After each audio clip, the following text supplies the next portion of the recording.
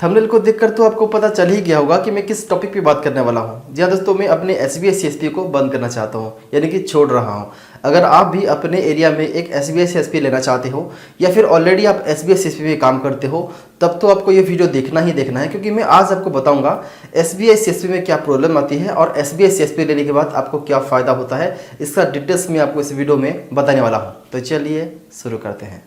Life में जो भी चीज़ें हमको मिलता है, सभी का पॉजिटिविटी और नेगेटिविटी वो तो रहता ही है। चाहे आपका कार ले लीजिए, चाहे आपका बाइक ले लीजिए, चाहे आपका मोबाइल ले लीजिए या फिर आपका कोई रिलेशन ले लीजिए, सभी का पॉजिटिविटी और नेगेटिविटी वो रहता ही है। इस वीडियो में आपको बताने वाला हूँ एसबीआई सीएसपी का एडवांटेज और डिसएडवांटेज, जो कि आपको आगे चल के काफ़ी मदद होगा। तो सबसे पहले बात करेंगे पॉजिटिविटी का। तो एसबीआई सीएसपी जिसके पास है, काफ़ी सारे लोग उनके ऊपर ब्लाइंडली बिलीव करते हैं। ये पहला पॉइंट है। काफ़ी सारे लोग आपके पास आएंगे, देखते होंगे आप, कोई भी कस्टमर क्यों ना हो, वहाँ पर एसबीआई का लोगो लगा हुआ है, इसका मतलब ये अच्छा बैंक है, अच्छा उनके साथ कोई मतलब फ्रॉड नहीं करेगा, उनके माइंड में ये बेटर रह जाता है। काफ़ी सारे लोग ऐसा होते हैं कि एसबीआई सीएसपी में अगर उनका काम नहीं होता है तो किसी और दुकान में जाते हैं तो 12 क्वेश्चन करते हैं, क्या जो पैसा हम निकालेंगे उसके बाद बैलेंस कितना बचेगा मेरे को थोड़ा बताना, या फिर यहाँ पर लिख के देना, या फिर इसमें प्रिंट आउट कर देना पासबुक को। ऐसा काफ़ी क्वेश्चन करते हैं। बट एसबीआई सीएसपी में ऐसा काफ़ी कम देखने को मिलता है कि वो कुछ क्वेश्चन करे, आर्ग्यूमेंट करे, क्योंकि उनको भरोसा होता है कि एसबीआई एक गवर्नमेंट बैंक है जो कि हमके साथ फ्रॉड नहीं करेगा। इसके बाद जो सेकंड पॉइंट है, काफ़ी सारे लोग, अगर आप भी सोच रहे होंगे कि एसबीआई सीएसपी लेना, तो उस टाइम आप बहुत स्ट्रगल करते हैं, प्रॉब्लम झेलते हैं कि पता नहीं होता आपको कहाँ से मिलता है एसबीआई सीएसपी। काफ़ी सारे लोग वहाँ पर ढूंढते हैं कि कौन सा मतलब कंपनी देगा या फिर बैंक मैनेजर कैसे कॉन्टैक्ट करने के बाद देंगे। बट एक बार आपको एसबीआई सीएसपी ओपन करने का आपको मौका मिलता है, उसके बाद आपका आराम ही आराम है। जब जितना कमाओगे उतना आपको बेनिफिट मिलेगा, जितना मेहनत करोगे उतना आपको कमीशन मिलता है। तो ये एक तरह का अच्छा पॉइंट है कि एसबीआई सीएसपी मिलने के बाद आपको हर महीने कमीशन मिलता है, एक फिक्स्ड अमाउंट मिलता है। चाहे इससे ज़्यादा भी मिलेगा अगर आप ज़्यादा मेहनत करोगे, लेकिन वहाँ पर एक नौकरी के जैसा हो जाता है। नौकरी और एसबीआई सीएसपी में ज़्यादा फर्क नहीं है, क्योंकि आप जैसे सर्विस में काम करते हैं, डेली सुबह जाके शाम को आते हैं, ठीक वैसे ही आप यहाँ पर भी अपना दुकान खोलेंगे, अपने हिसाब से, अपनी मर्जी का मालिक के हिसाब से आप काम कर सकते हैं, और जहाँ पर आपको हर महीने एक अच्छा इनकम देखने को मिलता है।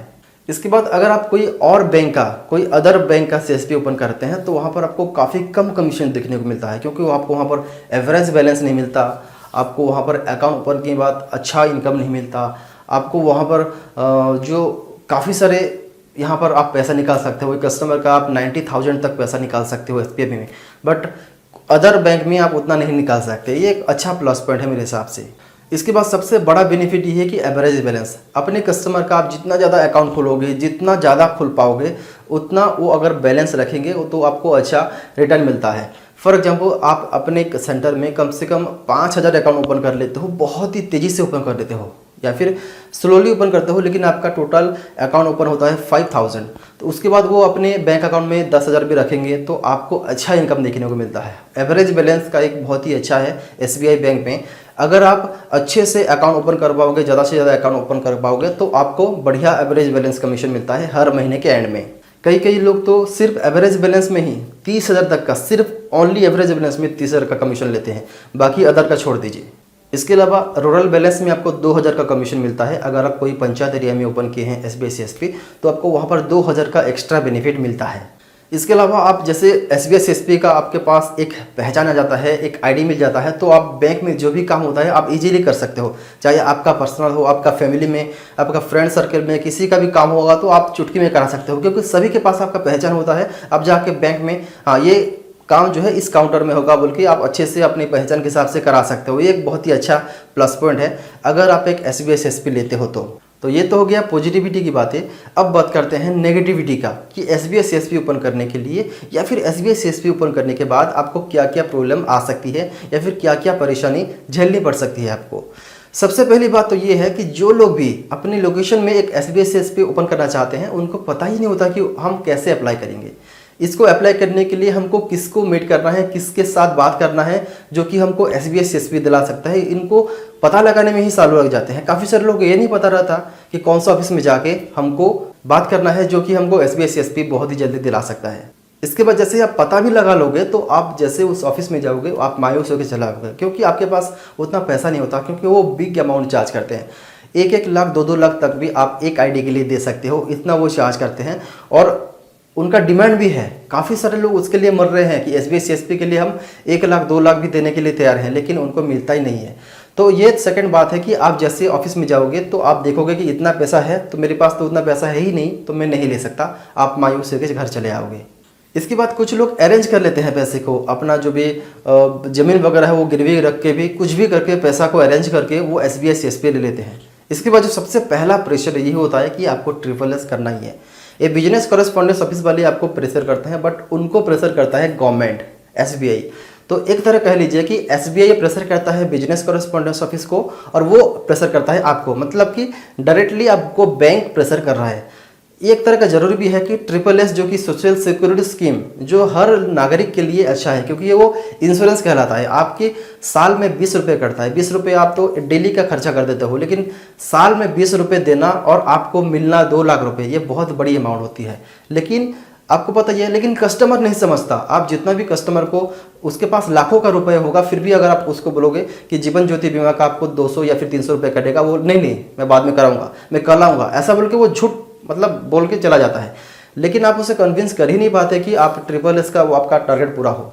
तो इसके बाद जो SSS का टारगेट है आप कंप्लीट नहीं करवाते हो, जिसके लिए आपको कुछ सुनना भी पड़ता है। और SSS का जो आप इंटरेस्ट दिखाते हो, कस्टमर उतना इंटरेस्ट नहीं दिखाता है, जबकि वो कस्टमर को लाभ मिलने वाला है।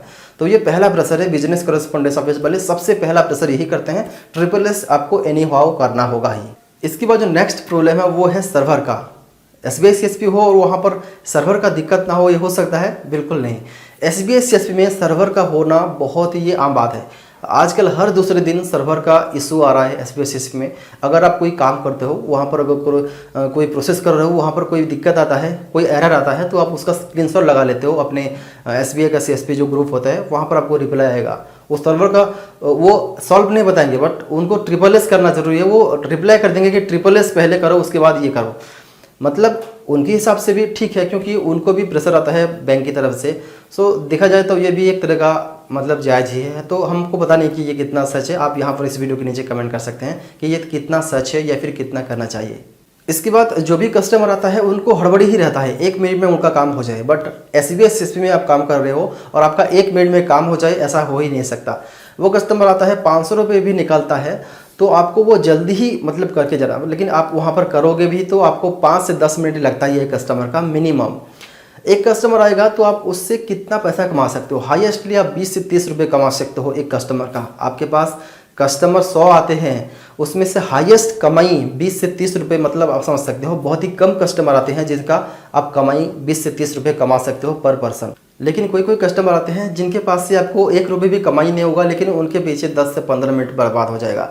तो एसबीआई सीएसपी में सर्वर का बहुत ही स्लो चलता है एक प्रोसेस। अगर आप सर्वर अच्छा चल रहा है भी, लेकिन उसका प्रोसेस 5 से 10 मिनट तो लगता ही है। लेकिन कोई कोई कस्टमर आते हैं जिसके पीछे आप 5 से 10 मिनट दोगे भी, बट आपको वहाँ पर एक भी पैसे कमाई नहीं होगा। वो बैलेंस इंक्वायरी के लिए बैठेगा, या फिर 10 लोग आएंगे, उनमें से 7 लोग तो बैलेंस इंक्वायरी के लिए आते हैं, जिसमें आपको क्या मिलेगा? कुछ नहीं। इसके बाद जो नेक्स्ट पॉइंट है, अगर आप अपने सीएसपी सेंटर में ज़्यादा ट्रांजेक्शन करते हैं, एक दिन में आप 2 लाख रुपये ट्रांजेक्शन करते हैं, तो आप कितना आप एक्सपेक्ट कर सकते हो? आप इस वीडियो के नीचे कमेंट करिए। लेकिन मैं बताऊं, आप 2 लाख ट्रांजेक्शन करोगे तो आपको 200 रुपये भी नहीं मिलेगा। जी हाँ दोस्तों, आप ये सही है, मैं आपको लाइव प्रैक्टिकली भी दिखा चुका हूँ, वीडियो का लिंक नीचे है। 2 लाख रुपये ट्रांजेक्शन करोगे तो आपको 200 रुपये भी नहीं मिलेगा। ये सच्चाई है एसबीआई सीएसपी का, क्योंकि मैंने भी एक महीने में 60 लाख का ट्रांजेक्शन किया था, जिसमें मेरा कमीशन 6000 भी नहीं आया। आप समझ सकते हो, 1 लाख का 100 रुपये। आप इतना पैसा हैवी अमाउंट वहाँ पर लगाओगे, इंटरेस्ट लाके भी आप वहाँ पर लगाओगे, इन्वेस्ट करोगे और उसके बाद पैसा लेन देन करोगे, उस बीच कोई भी एक भी पैसा आपका मिस हो जाता है तो आपका एक दिन का 500 रुपये का नुकसान हो जाएगा। अगर आप किसी को 30,000 ऐसे गिन रहे हो और उसमें से 1 रुपये यानी कि 1 नोट ज़्यादा चला जाता है, तो आपका 2 दिन की कमाई जो है आप उसको दे रहे हो। लेकिन कोई कोई कस्टमर आपको नहीं देता है, अगर आप गलती कर देते हो तो आप ही का गलती है। बट आप इतना इन्वेस्ट करोगे, इतना पैसा इंटरेस्ट लाके यहाँ पर इन्वेस्ट करोगे, बट आपको इनकम इतना नहीं मिलेगा, तो आप काम कैसे कर पाओगे?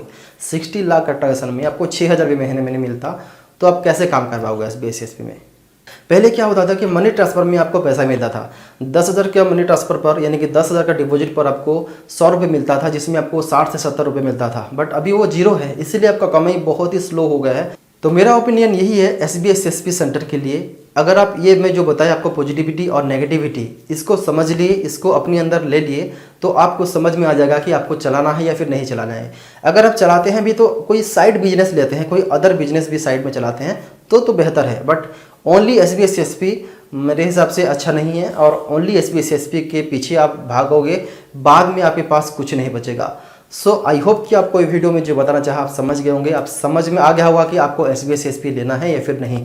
अगर लेना है तो कैसे काम करना है, अगर नहीं लेना है तो आपको कौन सा बिजनेस करना है, आपको थोड़ा सा तो अंदाजा लग गया होगा। फिर भी अगर आपके माइंड में कोई डाउट है तो मैं आपको बताना चाहता हूँ, मेरे पास एक वेबसाइट मैंने तैयार किया हूँ nsdlpenagent.com बोल के, जहाँ पर पैन कार्ड जो है 1 घंटे में बनता है बायोमेट्रिक के थ्रू। जिसका आधार कार्ड में मोबाइल नंबर अगर लिंकेज नहीं है तब भी उसका बायोमेट्रिक के थ्रू आप पैन कार्ड बना सकते हो, 1 घंटे में आपकी ईमेल में आएगा। तो ये आईडी बहुत ही कम प्राइस में मिल रहा है, बट इसका बड़ा आईडी अगर आप लेगो तो 500 से 600 रुपये का खर्चा होगा, बट एक आईडी बनाओगे तो आपको 500 रुपये का कमीशन मिलेगा। कैसे करना है, क्या करना है, इस वीडियो के नीचे लिंक है, आप जाके देख सकते हो, या फिर यहाँ पर जो नंबर शो हो रहा है आप इससे बात कर सकते हो और हमसे डायरेक्टली जानकारी हासिल कर सकते हो कि कैसे हम नया बिजनेस स्टार्ट कर सकते हैं और एनएसडीएल पेन एजेंट में हम कैसे ज्वाइन कर सकते हैं।